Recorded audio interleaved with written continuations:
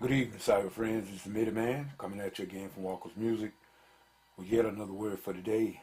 And actually, it's a Blog Talk radio update that I'm going to give everyone right about now. But yet, still, we're going to make it two in one. We give God the glory and the praise for our life, health, and strength for as well as it is. And we thank Him because it could have been the other way. It could have been under the ground instead on top of the ground.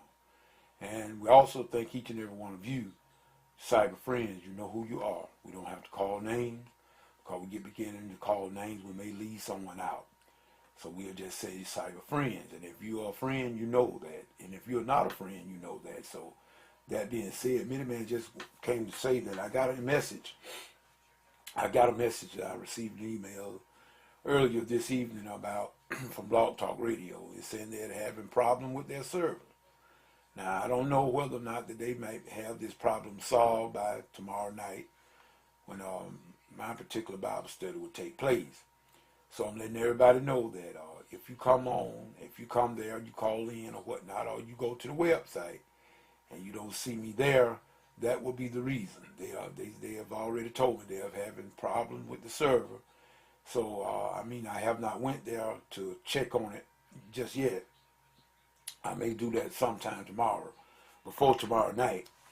And I might try to go there and see what's up with it. But I'm letting you know now, there might be a chance that the Bible study will not convene on tomorrow night.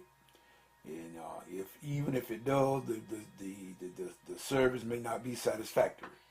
We may have a lot of pops and clicks, a lot of dropouts and whatnot. So I'm hoping that don't happen.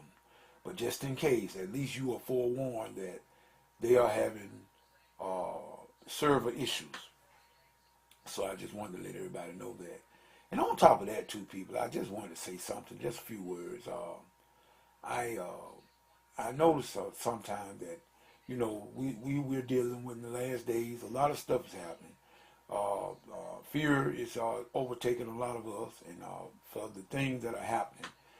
This Ebola crisis, and matter of fact, it was very bad out in Texas.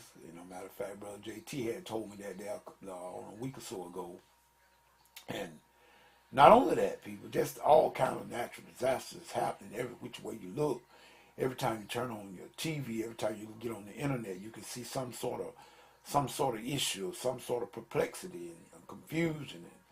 And matter of fact, there's nothing that Jesus did not tell us that was going to be going down in these last days that we're living in. We just got to keep our courage up, stand firm. In other words, and we always should pray. Always. Pray for each other. Pray for the will of God to be done in this earth. People say the will of God always be done. No, the will of God is rarely done in this earth. You got to pray for it to be done. In other words, Jesus said the harvest is white, but the laborers are few. We must get out and work the work. The work is plentiful, but their labors are few. So we must do that, people, and do for kingdom building. And see, the thing about it is, we got a lot of people that are able and willing, but then we got a lot of people, especially in the church, you got people in your church that are very gifted. They are very gifted. They have been given gifts by God that can do things and probably could make a difference. But the problem is they're never given the chance because we got certain people that they have a problem with certain folk. Unless you were born into this family or belong to this family or you got this social status or whatnot, you are nothing to them. So therefore, they're never going to approve of you.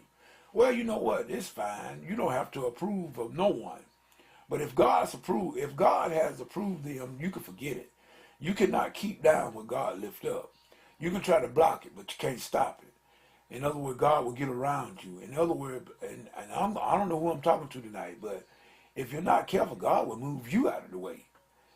Matter of fact, because God will, if He got a purpose for an individual, that individual, if they take heed to His purpose. Remember Jonah.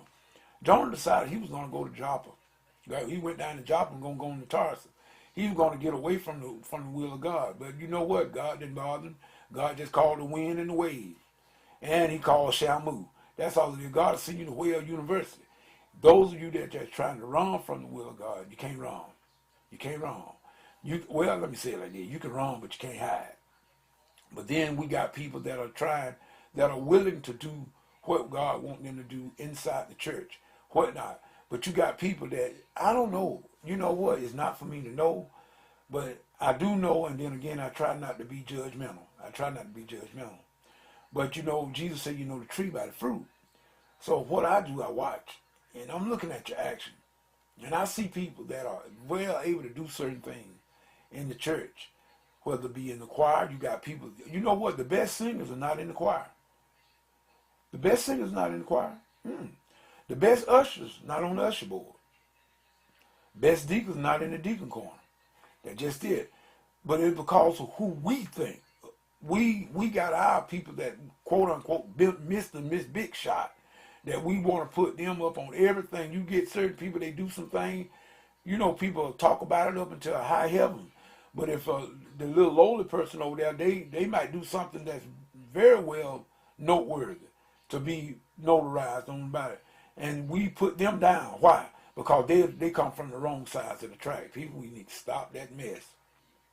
And I don't care who don't like it. We need to stop that mess. Everybody is somebody with God. God has no respect of a person. And we need to be very, very careful. And I do say we need to be very careful on whom we look down on and whom we try to step on, who we mistreat. Because believe you me, it's a law of retribution that says what goes around, it comes back around. And just like in other words, a boomerang, life is like a boomerang. A boomerang, when you throw it out there, it don't come back to the person next to you. It come back to you. We better learn. It takes us we should take heed about how we treat our sisters and brothers. That's all I want to say for tonight, people. It's after 12 now, and I'm yet sitting here trying to figure out which way I'm going to turn some things over tonight. But nevertheless, I just want to come to let all of you know, the one that are so diligent about the Bible study. I didn't want you to be coming in the Bible study tomorrow night and having issues and it wasn't warned. But like I say, if the Lord say so and I can schedule, my Bible study is already scheduled. It be scheduled from week to week. But if I see whether or not it's not going to be a great experience, I will cancel tomorrow Bible study. And like I said, y'all know how to get in contact with me. If you want to say anything, don't let it be a one-way communication. This is what I try to tell my choir members. I try to everybody I deal with. Communication is a two-way thing. If it's something that you need for me to know, text me or email me. Don't wait for me to do all the talking or me to do all the emailing. You know, you have my email address as well. So if you got something you need to let me know, or you feel that you want me, there's something that you want to say, it might be some critique. It doesn't matter. I can take it. If it's something that you see that I could do better, please email me and let me know. But don't let it be a one-way communication. Now, I'm going to say this before I sign off. That's one of the reasons why I don't really use Facebook as much. Because of the fact that people come on Facebook, they don't have etiquette. You could be on Facebook. The way I look at it with Facebook, now this is just me, man's opinion. If I'm already online in Facebook and you on my contact list, and I'm already sitting there and you come on, you see me as well as I see you. But I'm already there. So if you want to say something to me, all you got to do is type. Don't sit there and wait for me to type to you. That's not adequate. I'm already there. It's up to you. You coming in just like coming to my house. You don't come on into my house unless you knock. So this is the same way that should be etiquette on. If I come on, when I go on Facebook, and I understand I got a lot of contacts on Facebook, and I can't type to everyone at the same time, but I just send a mass message letting everybody know that I did see them and recognize them, and just say hello to all the contacts. At least do that. That way, that's more.